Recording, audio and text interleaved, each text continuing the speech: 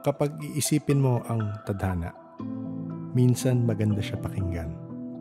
Pero minsan malulungkot ka dahil parang lumalabas na nakasulat na ang iyong tadhana sa simula ng ipanganak ka. May control ka ba sa tatahakin mong buhay or isa kang alipin sa mga pwesto ng bituin? Simula nang makakausap ako ng mga nag-astrology, specifically Vedic astrology, nabuksan ang isip ko sa realidad na parte ng buhay natin ay nakatakda na. Pero siguro parte nito ay nasa kamay pa rin natin. Ngayong gabi pakinggan natin ang part 1 ng usapan namin tungkol sa Vedic astrology kasama si Coach John. Alamin natin kung pwede ba nating baliin ang tadhana. Enjoy.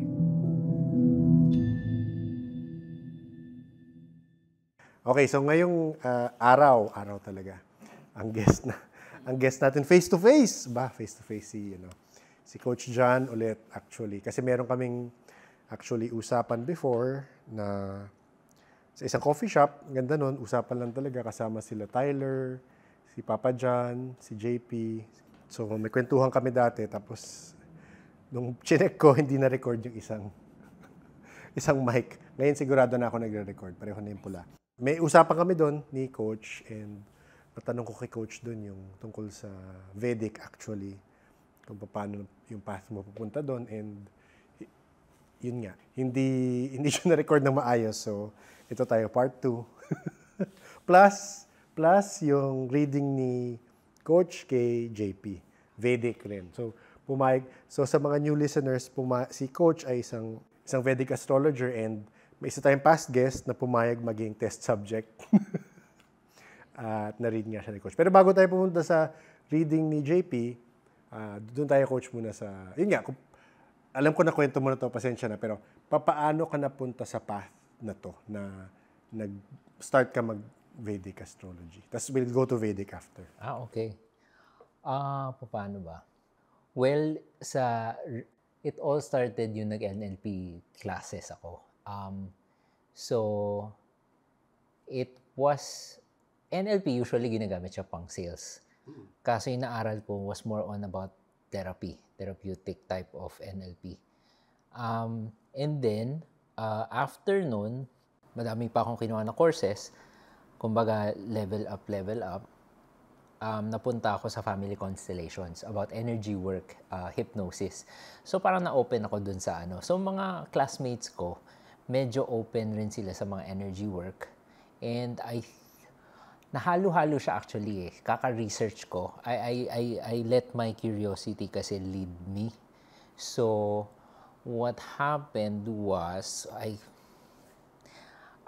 hindi talaga ako naniniwala sa astrology before. Tsaka it's a total no-no sa religion namin. Gaano ka far back to? Yung 2019. Okay. 2019 was when I started studying NLP. So, siguro itong Vedic, Tarot, and Energy Works, nag-start siguro 2020. So, pandemic. So, bawal niya yung sa religion namin. So, but naging curious ako kasi yung ibang kong classmate into that trend, plus the energy. Classmate sa NLP. So, doon ako medyo nagulat eh. Kasi nung nag-family constellation kami about energy work, bakit parating accurate? Bakit parating sakto? So, nag-research ako. And then, napadpad nga ako sa astrology and then sa Vedic astrology. Ang main question ko before I went to the astrology, medyo logical kasi ako rin mag-isip.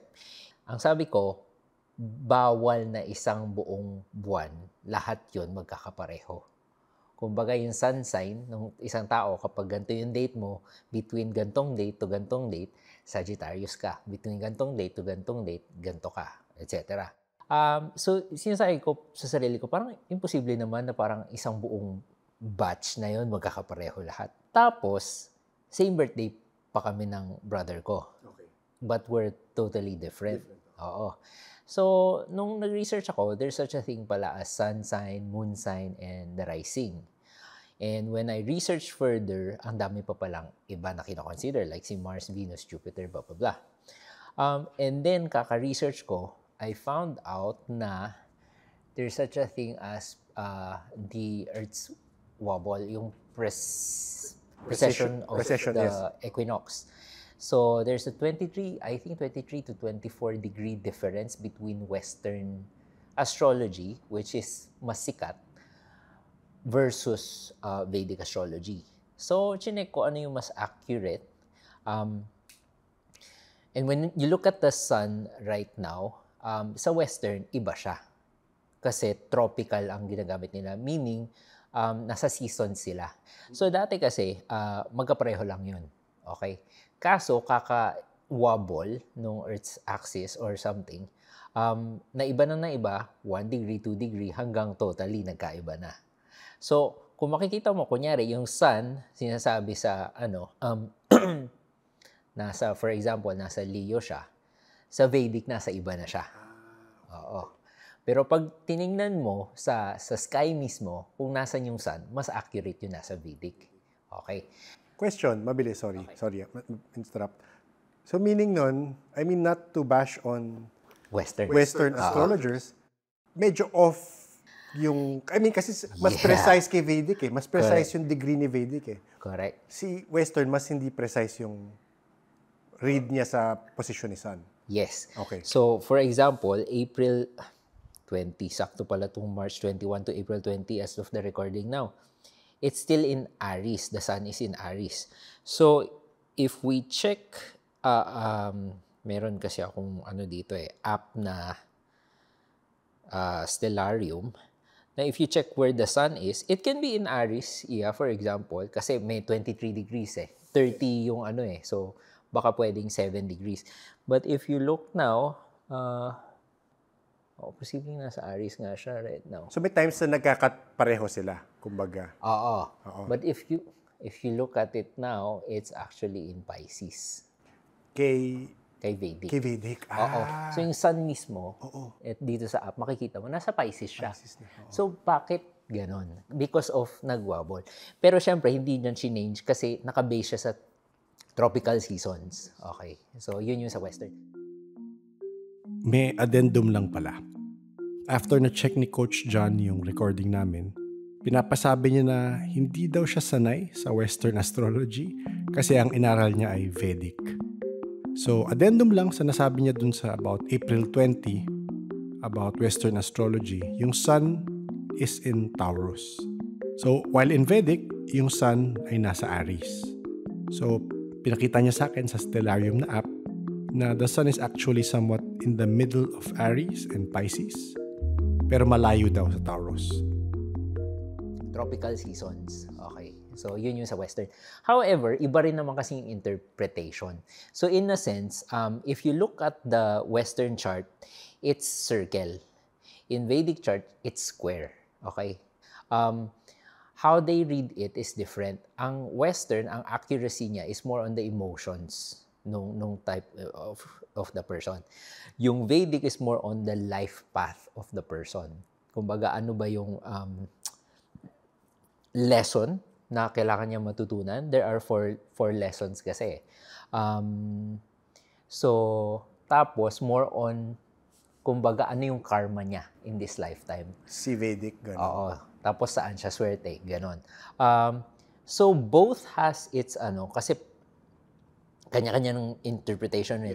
So, for example, sa Capricorn, iba yung sign niya sa Western. Sa Vedic, ang sign ng Capricorn is buwaya. Okay. So, iba siya. Question, Coach. Ano yung 4 lessons? Baka... 4 lessons? Okay. Wait lang. Sorry, parang test refresh ko. Sige. May cheat sheet Sige, naman ako go dito lang. Oo. So, without siguro saying the Indian term. Okay. Okay. Kasi nakalimutan ko na yun. Pero na-interesado ako kasi na may ganun pala, may 4 lessons na makukuha ka from the reading. So ideally, pag nagbabasa ka, lumalabas yung 4 lessons na yun. Yes. And makikita mo kung parang last life niya na ba to. Talaga? Oo. Ang sinasabi, ang nababasa ko, there are 7 cycles.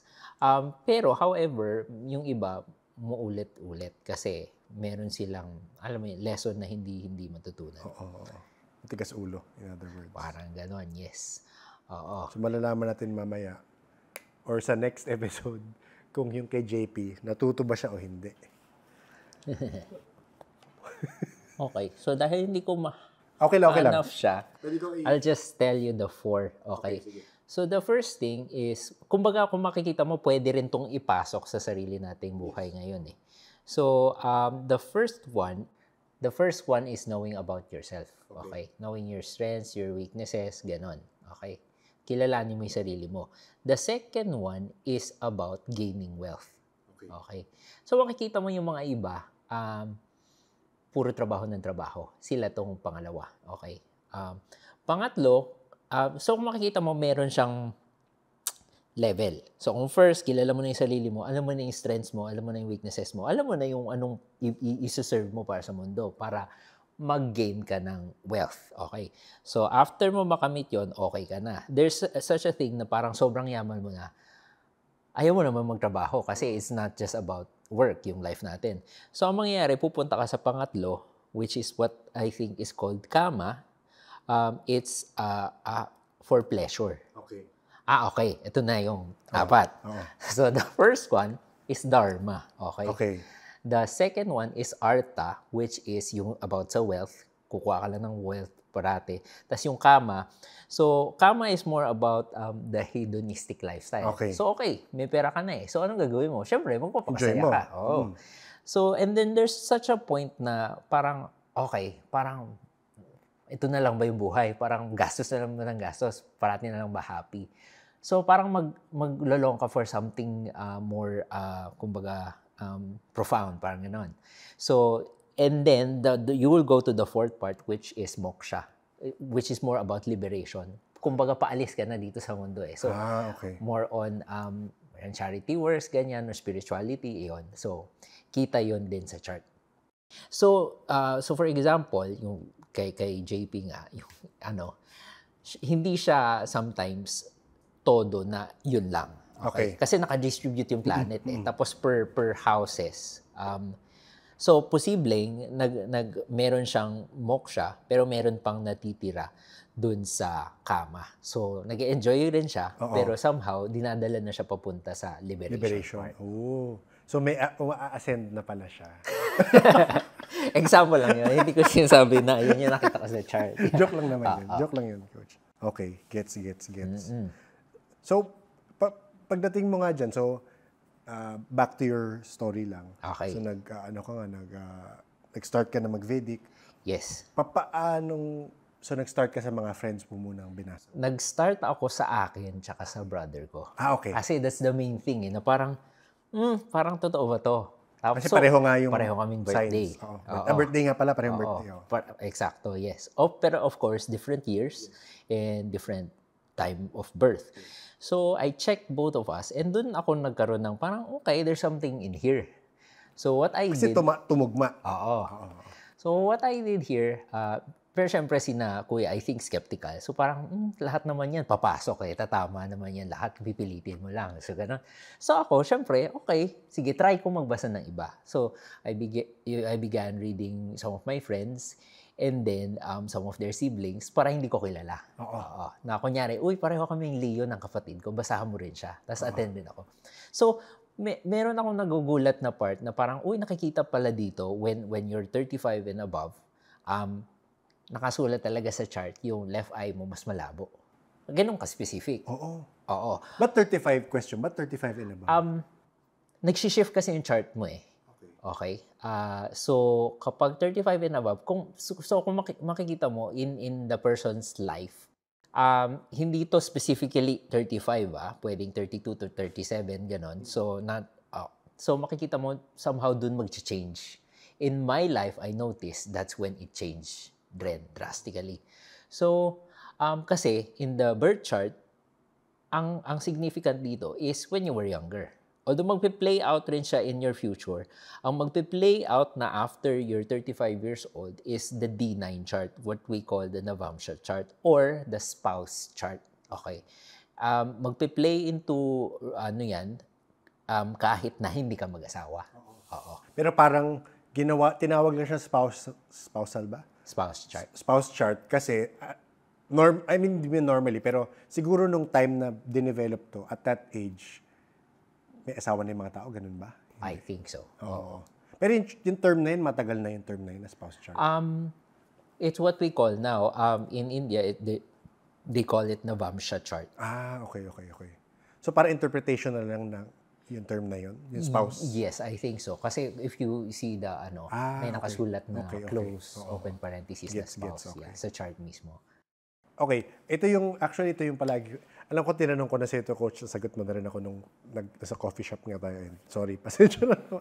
Hindi ko siya ma-salvage. Walang direct. Okay, so, ito yung parang, I'm sure lahat ng taong makarinig nito, ito rin ang isipin, na parang, alam ko na yung sagot, coach, pero tinatanong ko rin lang for the purpose of other listeners na hindi pa, kasi off the air naman natin napapag-usapan before. So, nakatakda na ba talaga yung buhay natin? Meaning, ito yung chart mo, ito yung mga mangyayari sa'yo, expect mo na lang, ganun ba nakatakda? Or, ayun, papaano yung interpretation mo? Okay. Based on, sa nakikita mo, sa mga nabasa mo rin, So, how I explained it to my clients and how I understood it as well is the sun or the light, I have this book, Light on Life. That's kind of like one of my guidebooks in reading Vedic. So, kumbaga, kung isipin natin, the sun itself, it's the major light source. And also, it gives life because of light and heat. And if you notice how the simple sun, how it reflects its light and heat on Earth can greatly affect the life of people.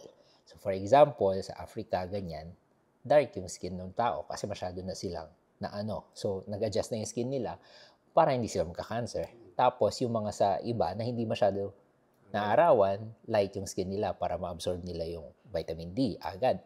So, in that simple way, tulad sa atin, na medyo nasa equator tayo, tinatamaan tayo ng araw. So, wala tayong winter. So, iba yung pamumuhay natin.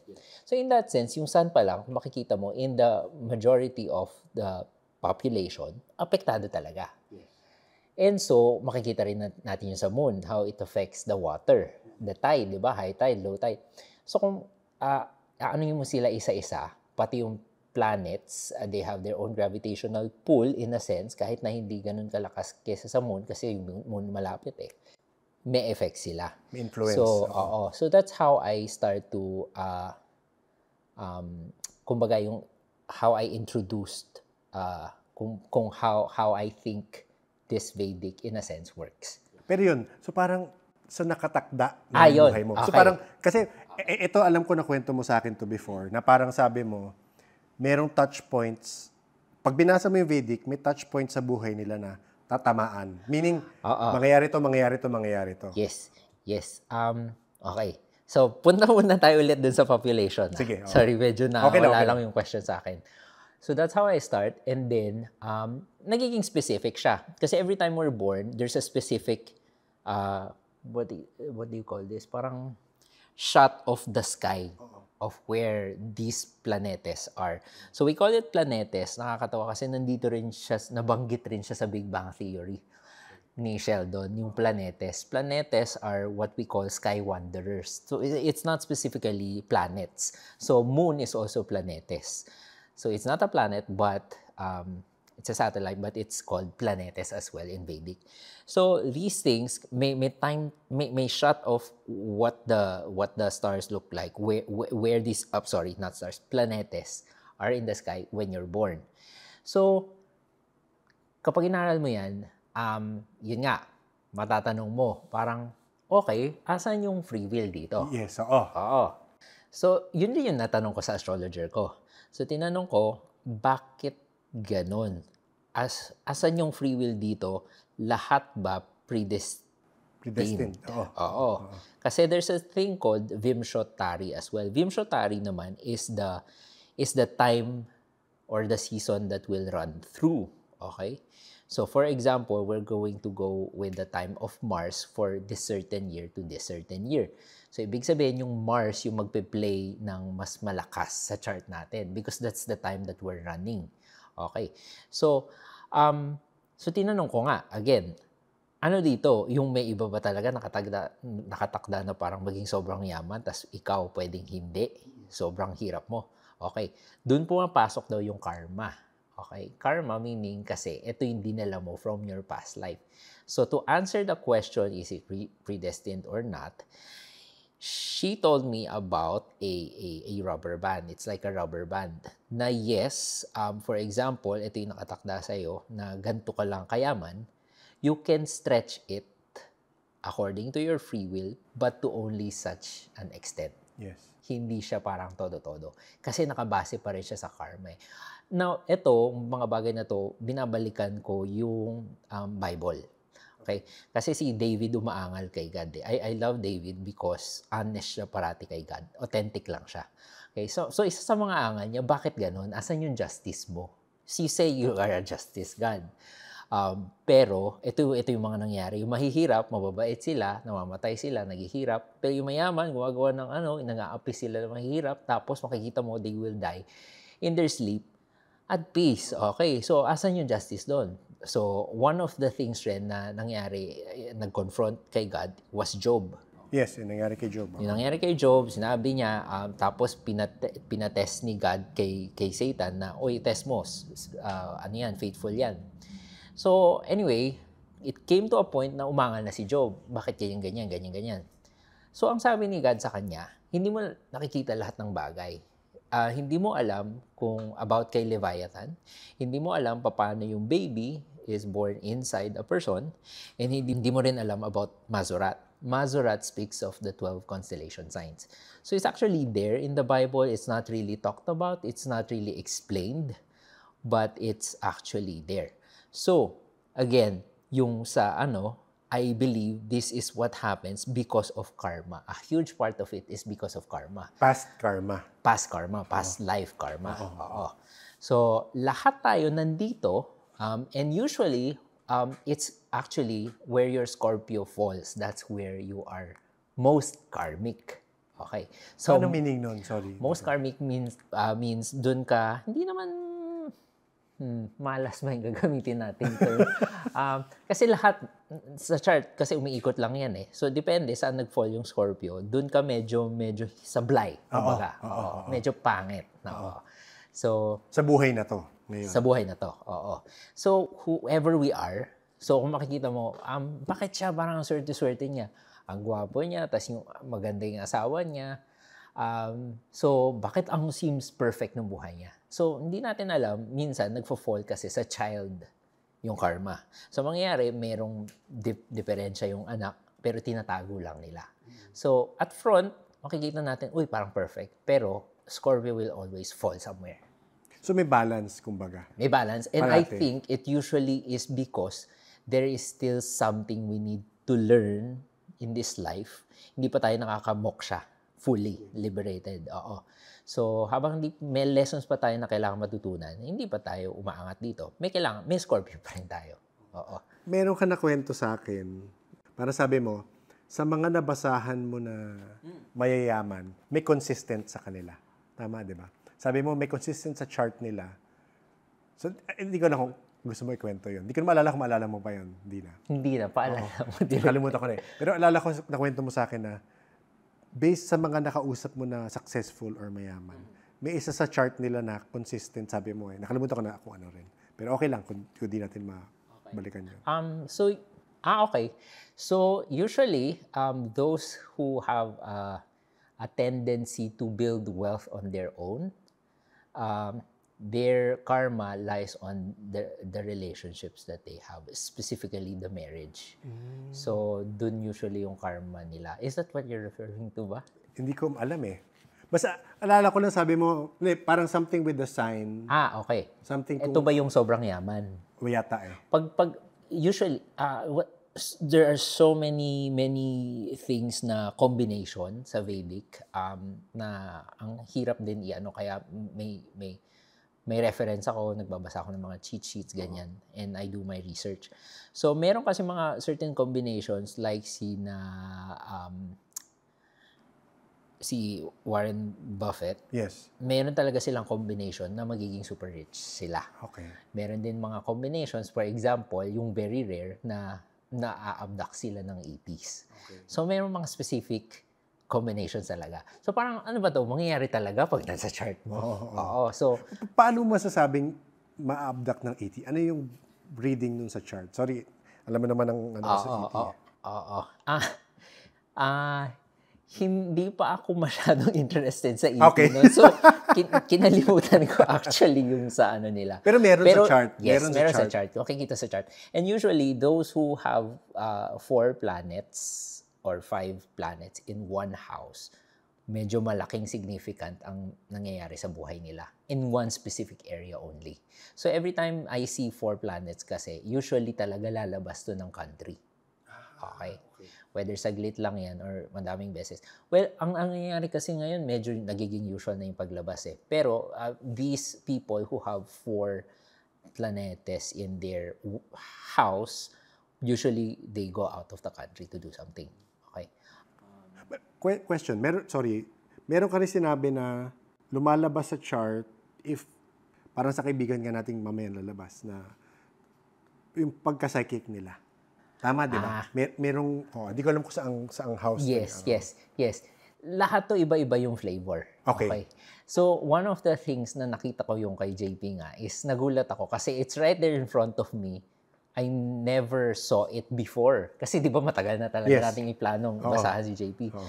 Pero nagulat lang ako isang beses. Hindi ko alam bakit ko actually chinek yung chart mo ulit. But when I checked it, nakita ko lang parang okay. Alam mo yun, yung parang na-highlight. Minsan pag nagbabasa ako ng tarot, may ganun eh. Parang may word na lumalabas. So lumabas to, it's not always kapag nandun yun, psychic na yung tarot. Okay. Kasi magpe-play out rin yung timing. Okay, yung time. So for example, yayaman talaga siya ng sobrang yaman. Nasa chart niya yun. Kaso hindi siya dadaan sa timing na yun. So hindi mangyayari yun. Paano meaning mo timing na yun? Meaning yung time of birth niya? Hindi. There's called the Vimshottari. So every timing runs a specific time. So for example, kailangan ko mag-calculator. So kunyari si Venus, nagra-run siya for 20 years. Or kunyari si Jupiter, nagra-run siya, I believe 16 years. Oo. So kapag nagra-run ka ng Jupiter timeline, maganda 'yon kasi about blessing 'yun eh. 16 years it's going to run. Pero sa dinami-dami ng planetes, kapag kunyari yung Jupiter run period mo is when you're 130 years old, malamang patay ka na doon. Hindi mo siya dadaanan. So kahit na, kasi pag nag-run ka nun, sa chart mo, biglang magpe-play out yun. So kailangan na sa tamang timing rin. Oo. So kunyari, yun pa. Sabihin mo mag-run yung Jupiter mo, pero 3 years old ka pa lang, posibleng hindi mangyari. Oo. So, ang maganda rin doon is maganda yung buhay mo pag pinanganak ka. Kasi maganda yung start mo eh. Jupiter year ka nag-start eh. So, ayun. Tapos may different ano rin yan eh. Ang hirap dito kasi ang daming combination. So, for example, Jupiter, we consider it benefic. Pero pag Gemini ka, hindi na siya gaano ka-benefic. Gemini sa Western. Sa Vedic. Sa Vedic, Kasi si Gemini at si Jupiter magkaaway sila. Okay. Oo. So, ang dami-daming kino-consider na hindi mo pwedeng sabihin, Jupiter is still benefic. Oo. Kasi Gemini ka. So, talagang depende sa combination na kuha mo. Oo.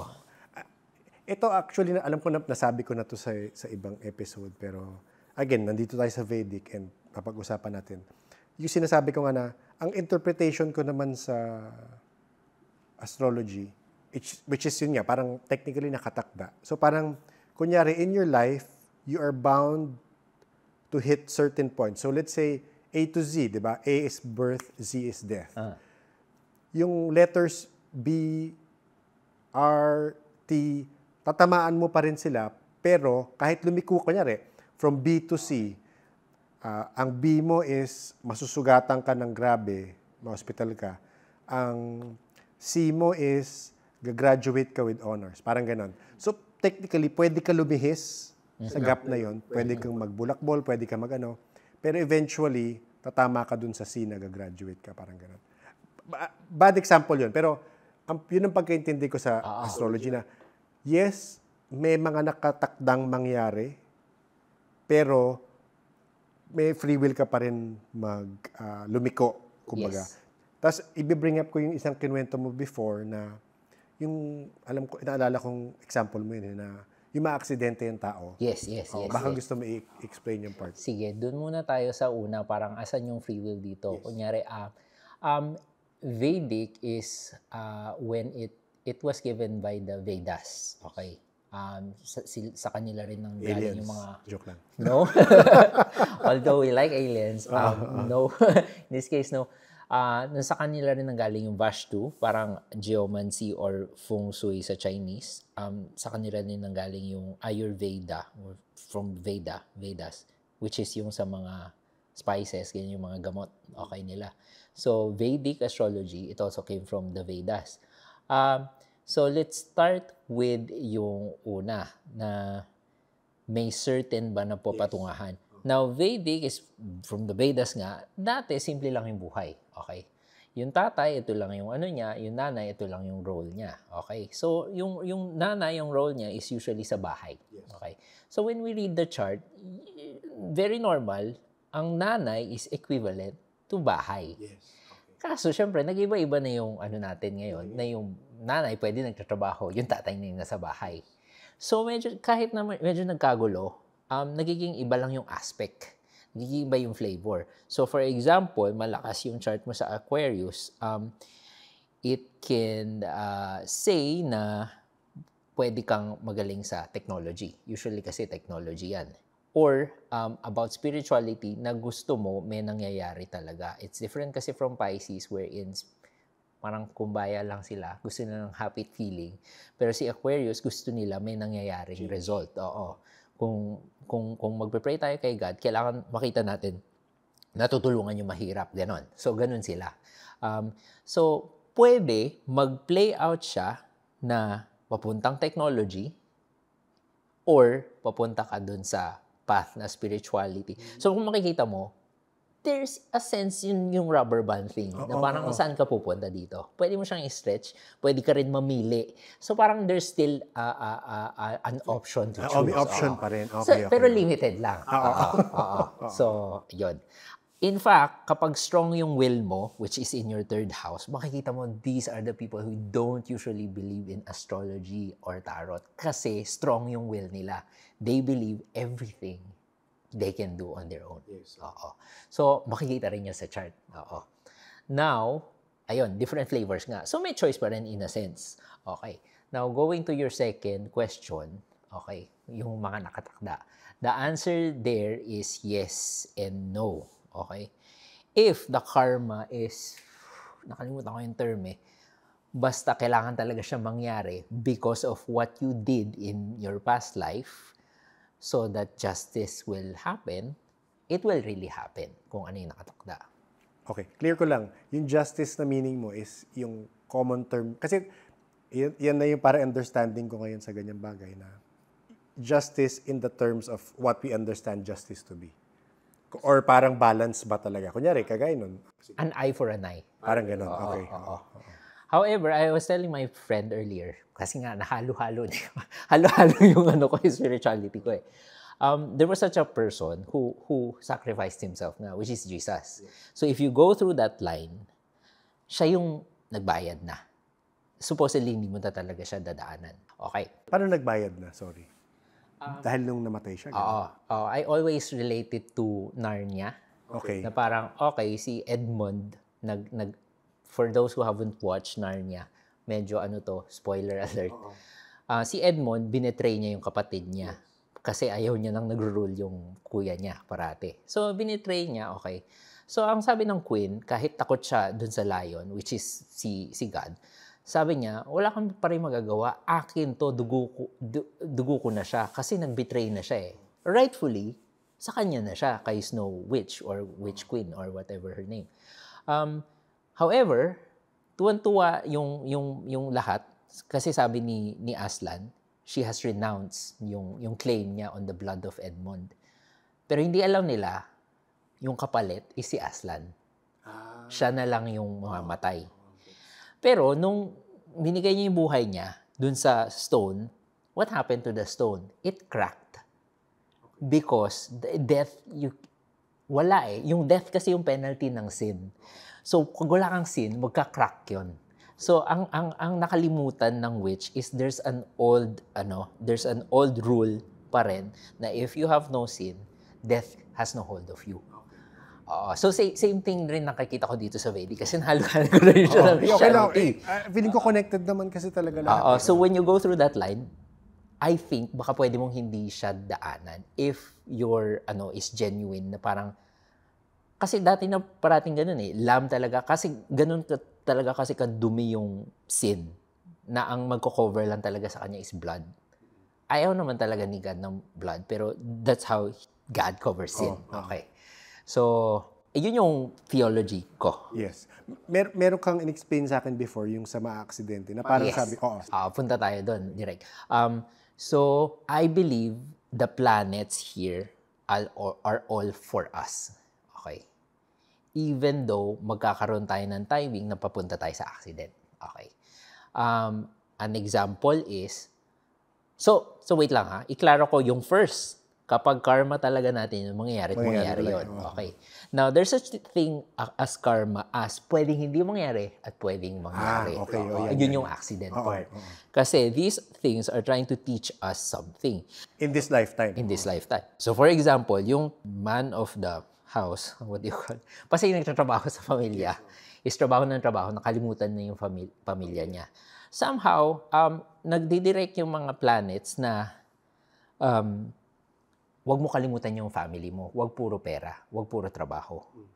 And there's a certain point in the future, a specific point, na kapag hindi mo na-learn yung lesson na yun, the accident will happen. Yes. Because the accident will actually force that person to stop working and realize, hopefully, kasi sa kanya pa rin yung free will na yun, yung realization na there's much more important things than money. So, but if natutunan niya na before yon, because the planet will still be working to tell that person na, hey, paunti-unti. Okay.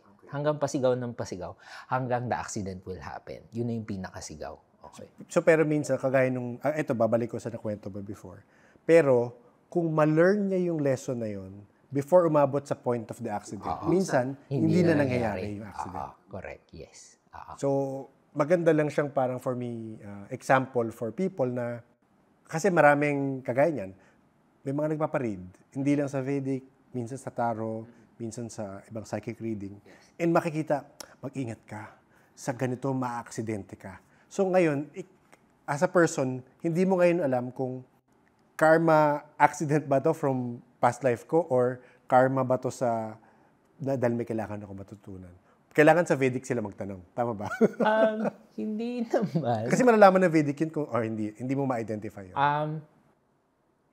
There are certain times na mas prone ang mga tao into accidents. Not specifically, we were talking about the moon kasi earlier. Okay. Not specifically talking about the moon, but there are certain specific time na pag kinita mo so for example lang sa Vimshotchari, for example, you're running Jupiter. So we will check out from the chart a animated transit. Makikita natin dito. Tapos ira-run natin to like for every day. Makikita mo nag-run siya. You're running Jupiter and Venus, ganyan.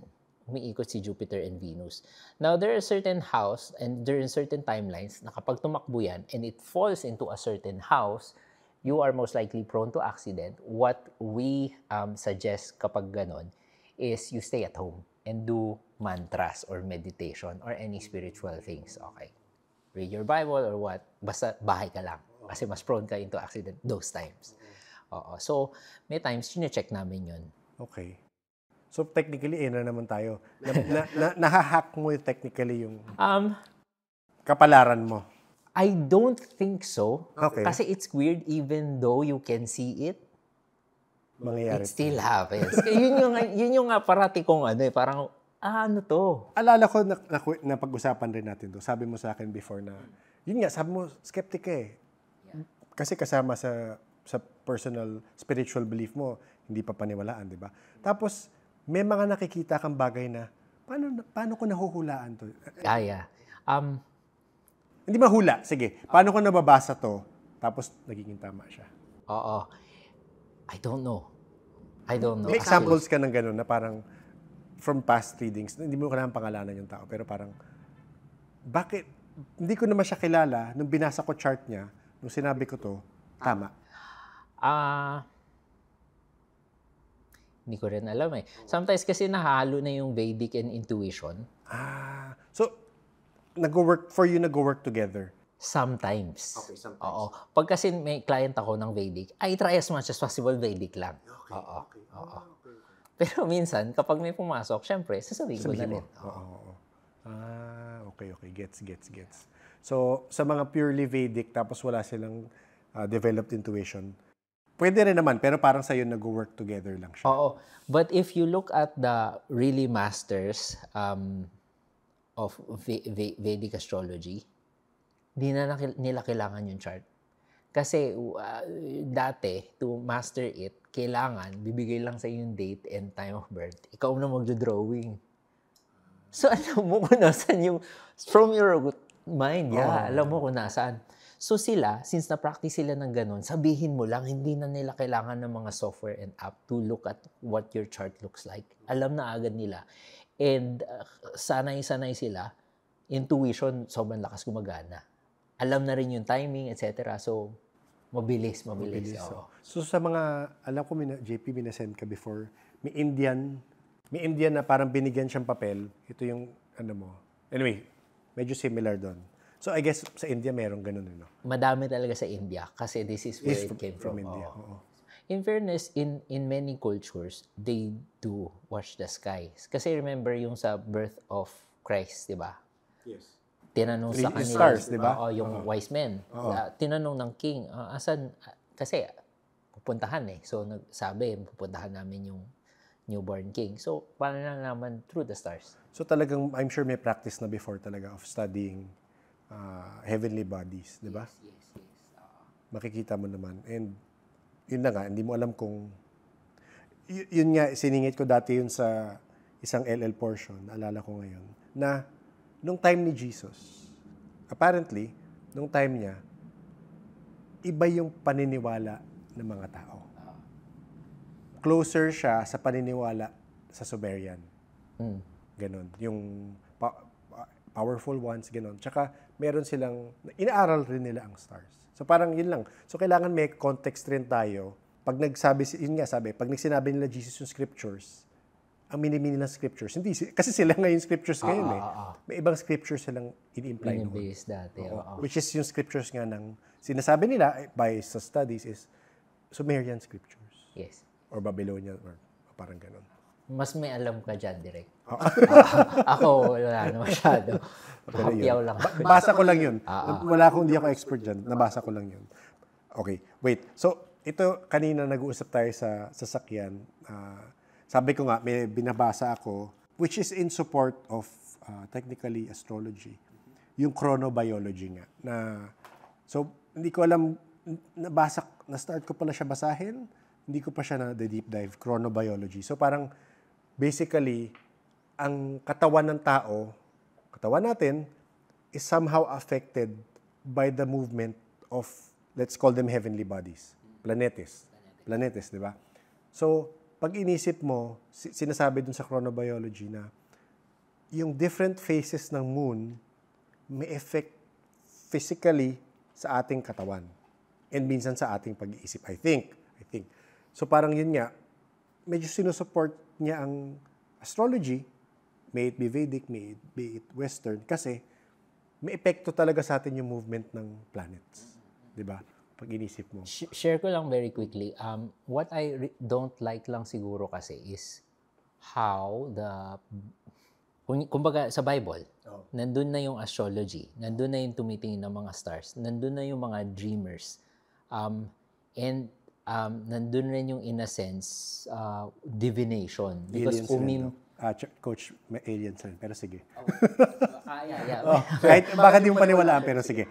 Going back to your point, sige. Okay, so may Umim and Tumim for their divination. So parang tarot cards, yes or no. Or maybe. Sa Bible. Oo, Old Testament.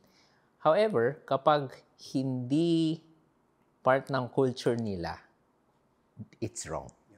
So yun yung parang I don't like, na parang kailangan pasok parati sa what you deem as quote-unquote right. Ito, ang interpretation ko dyan, Coach. Kasi feeling ko, pag dumating na sa ganyang arts, let's say, it's considered occult, di ba? Kasi it's hidden. It's a hidden art. For them, hindi na nila nakokontrol yung narrative. Personally, yun ang tingin ko, na parang hindi na namin makontrol kung ano yung paniniwalaan nyo. Kasi pag, ikaw personally, may personal belief ka, may religion ka, tapos tinry mo siya, kahit alam mong hindi siya ina-accept ng religion, pero nakita mo, tumutugma yung mga nababasa mo through astrology, di ba? So, nawawala yung narrative nila na kami lang ang papakinggan nyo sa katotohanan, di ba? And that's also in my chart. Na? Yung medyo lilihis ako sa normal religion. So, wait. Ito, skeptical question in a way. Nung nabasa mo yan sa chart mo, lumihis ka na ba o hindi pa? Lumilihis na ako. Lumilihis ka na nun. So, parang nag-make sense sa'yo na, kaya pala nangyayari ito ngayon. So, nag-grow na siya, lumihis na ako before ko pa ito malaman. Isisingit ko tong kwentong to. Kasi, so, a few years back, may na-interview yung paranormies, mga dating nasa Discord, may na-interview silang astrologer, Vedic rin. Si Bonnie Blythe yung codename niya. Bonnie Blythe, shoutout kung nakikinig ka. And nung tinanong nga siya, sabi niya? Tinanong siya, paano siya nag-start? So sa kanya, nagkaroon siyang relationship. Tapos, nag-end yung relationship. So, yung drive niya to learn Vedic is to know bakit naging ganun yung relationship nila. So, nakita niya after, kaya ganito nangyari. Lumabas sa charts nila. Na ganun. Ako, dahil dyan, hindi ko na masyado actually tinitingnan yung chart ko. Kasi medyo nakakapraning. Sometimes, it doesn't even play out na may mangyayari. So, for example, chinek mo lahat ng timing mo na kailangan nasa bahay ka lang. Good luck naman yun. Gusto ko na mag-enjoy ng life. I mean, if something will happen, maybe it's part of karma.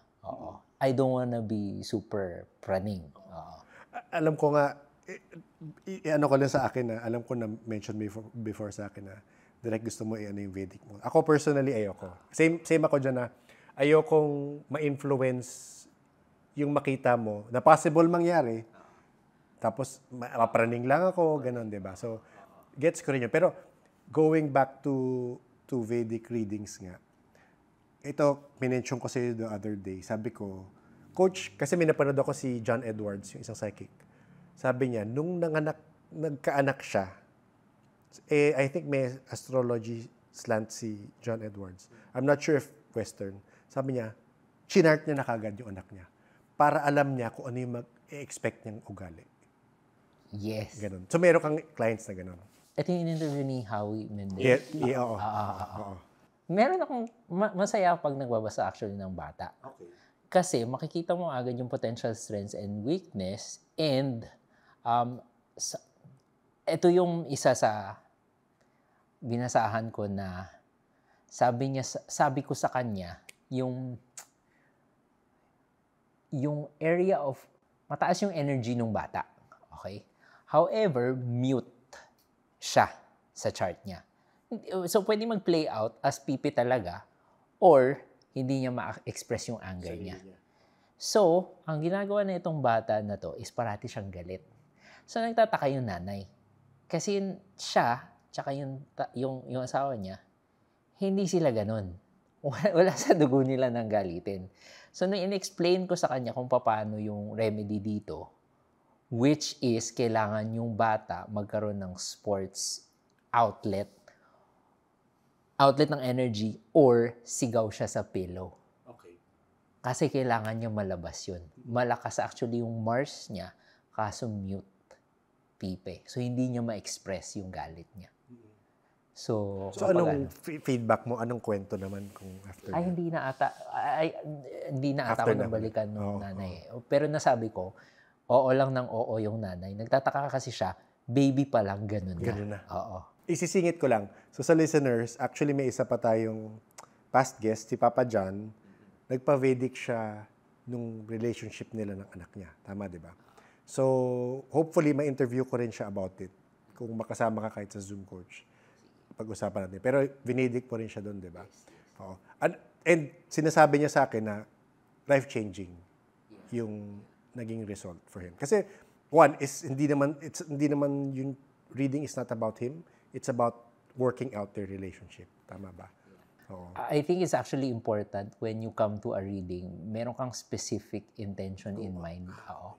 Kasi tulad nga, for example, kay JP, hindi ko alam saan, kasi sobrang dami yung chart. Okay, pag 35, magbabago. And there's a chart trend for about 12 and many, many others more. So, kapag walang question yung tao, usually we start with basic. Basic is very easy. Yung iba, it would take more research. Pero, at least alam mo saan ka titingin. Okay. Ano yung hahanapin mo? Parang ano yung nahanap? Ano yung sagot yung gusto mong makuha? Oo. Yes. So, doon tayo sa segue ngayon. Ay, bitin! Sorry naman. Para mas madali lang pakinggan. Kasi medyo mahaba pa yung part 2. Siyempre, hindi doon nagtatapos yung mga discussion about Vedic astrology. Pero kasama nung reading noon kay JP, meron na pag-usapan about Vedic astrology. May mga questions pa ako kay Coach. Pero yun nga, thank you, Coach John. Kung gusto nyo makausap or mag-consult kay Coach John, ilalagay ko yung mga contact info niya sa show notes. Kiklik nyo lang yung link. Nakausap na rin natin actually si Coach John dati pa. Una siyang lumabas. Kumbaga, unang episode niya is episode 125, Budol. At imbitahan natin siya at nag-share siya ng kanyang kaalaman sa NLP. Nandoon rin siya sa episode na Grounding Earthing na episode kung napakinggan nyo na yan. Ilalagay ko yung link sa show notes para mabalikan nyo kung hindi nyo pa napapanood. I'm sure na pag-usapan rin ni Coach yung kanyang training sa NLP at yung ginagawa niyang holographic NLP. Very interesting yun. Pag binalikan niyo yung old episodes, I think na-mention niya yun. Sabi nga ni Coach John sa akin, he identifies as a seeker and he constantly seeks new knowledge. So, from his studies, he continuously evolves. Yun nga, sabi niya rin, he wishes to apologize if may offend sa mga nasabi siyang inaccurate na data. If meron kayong narinig na tingin nyo, may maling information siyang nasabi, he is open to learn from it. Or if may questions kayo, feel free to email him at coachjohndizon@gmail.com. He would love to hear from you. Pahabol niya pala, he identifies as a banana. Ayan, Coach, sinabi ko yun. Kung sakaling ito ang unang episode na napakinggan mo, welcome sa Paranormal Podcast. Ito ay koleksyon ng mga first-hand stories ng mga tao sa mundo na hindi natin nakikita. Minsan may usapan kagaya nito na may mga practitioner sa iba't ibang spiritual na pamamaraan. Kung first time mo nga, baka gusto mong balikan ng past episodes. Maraming connected stories gaya nito kong Coach kasi lumabas na rin siya sa past episodes. Pero meron rin naman mga standalone. Kung simulan mo sa episode 1, di ka mahuhuli sa mga inside joke at chismisan. Based sa metrics, marami sa inyo nakikinig ay hindi pa subscribed.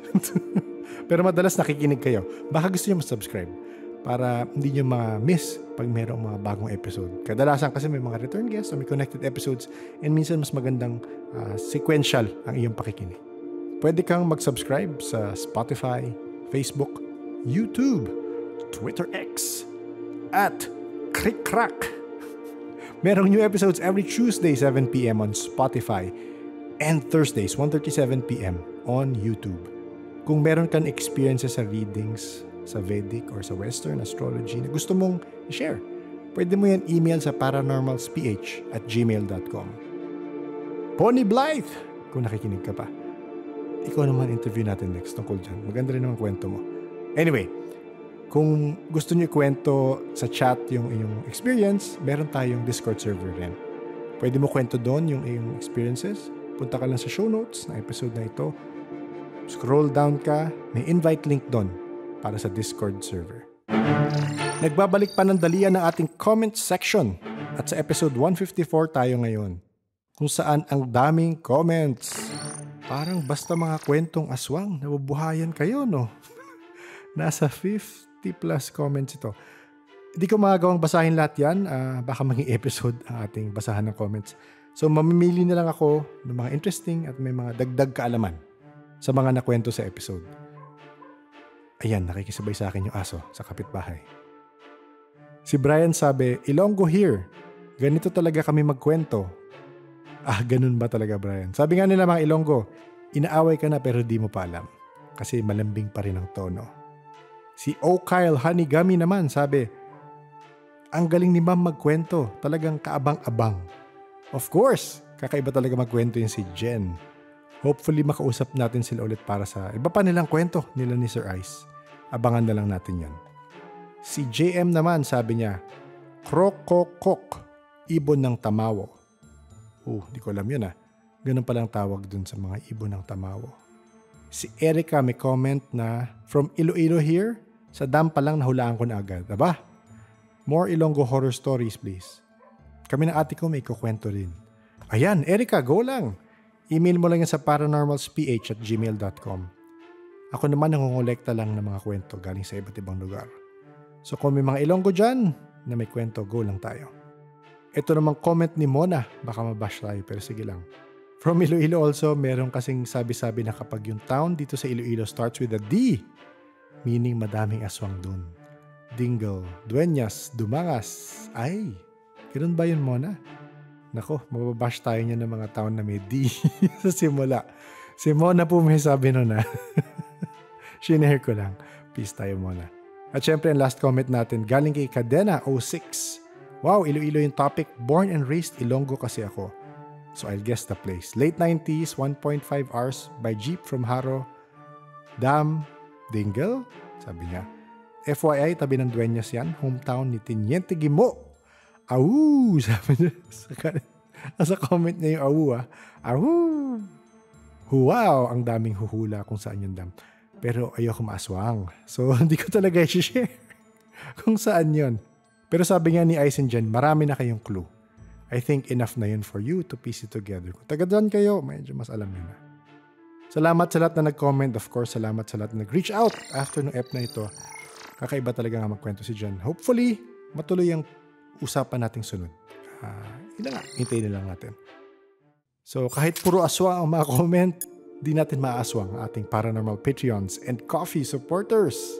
Maraming salamat kay Jay, Z, Christine, JT, JD, JD, Oy Osiena, K, B, Arian, Justine, Introvert, JM, Biker Mama, Janelle, Kim, Leia, Laura, Bea, and J3. Thank you to our Patreon and coffee supporters. Kung gusto mo i-support ang podcast sa ganitong paraan, pwede mo check ang link sa show notes. Pwede rin naman support ang podcast sa pag-share ng favorite episode mo sa mga kakilala mong tingin mong mag-enjoy ang ganito sa ganitong kwentuhan. Sharing is caring. The Paranormal Podcast is engineered and produced by F90 Productions. If you can take the time to rate or review the podcast, I would deeply appreciate it. Kung saan man platform kayo nakikinig. More ears reached, more minds opened. Maraming salamat ulit sa lahat. Maraming salamat sa mga nag-share ng kanilang mga kwento. Salamat sa mga nakikinig. At syempre salamat sa mga kamag-anak nating yumao na bumibisita pa rin paminsan-minsan. Please stay safe.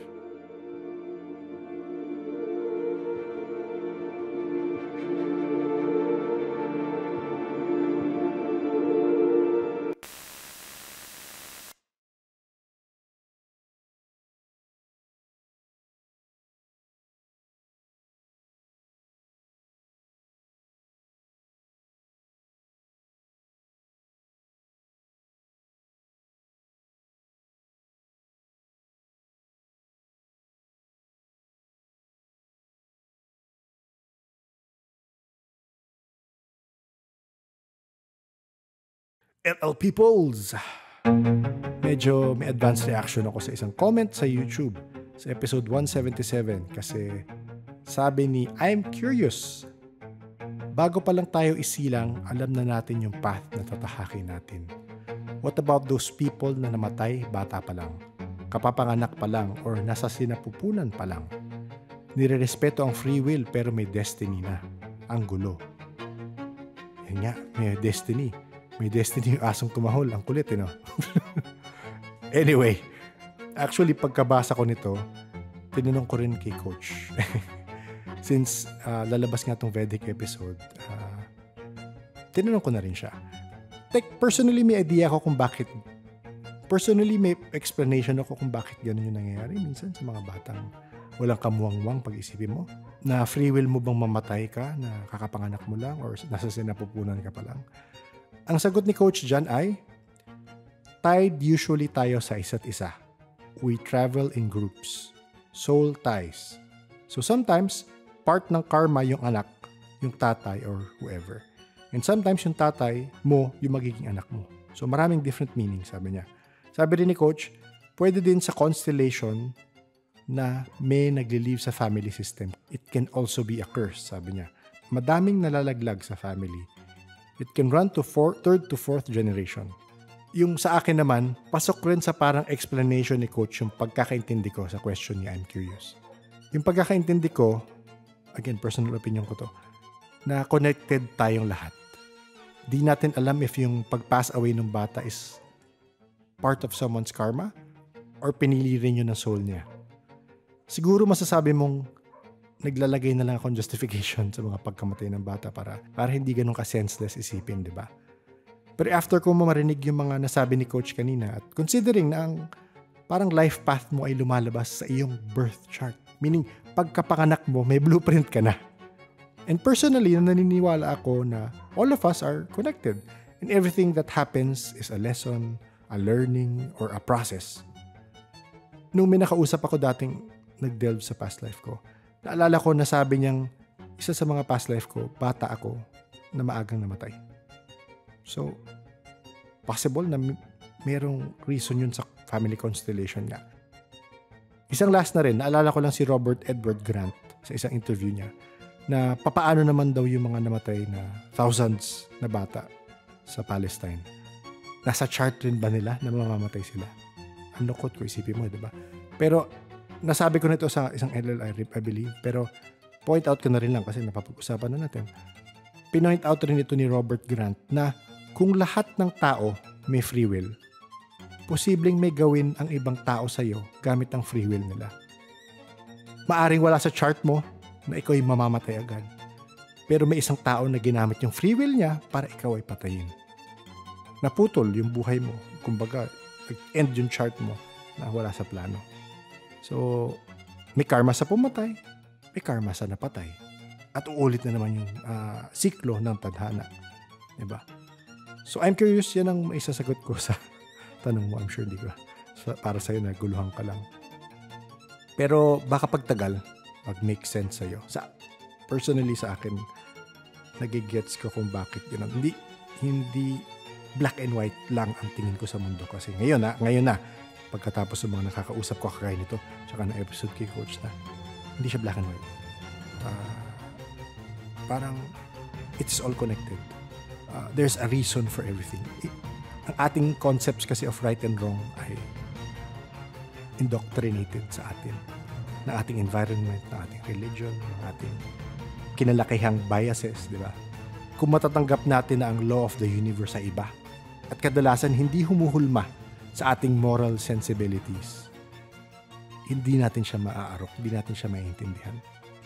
May balance ang mundo na di pa siguro natin maintindihan rin. Ayun na lang muna. Salamat, LL Peeps. Pasalamat na rin kayo sa asong maingay. Ayan. Tahol pa siya ulit. Gusto yata makisama sa podcast. Yun na lang muna. Thank you.